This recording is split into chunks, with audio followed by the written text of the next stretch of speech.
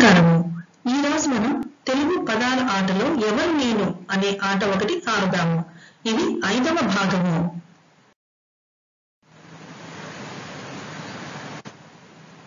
నేను 6 అక్షరాల ఆంగ్ల పదాన్ని.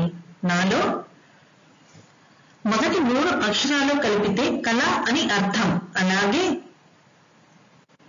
2, 1, 3 కలిపితే ఎలుక అని, 5, 3, 1, 2 కలిపితే నక్షత్రం అని, 5, 4, 6 కలిపితే కూర్చోండి అని అర్థం.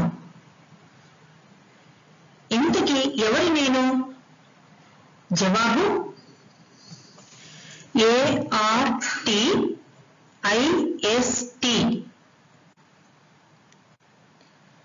ఆర్టిస్ట్.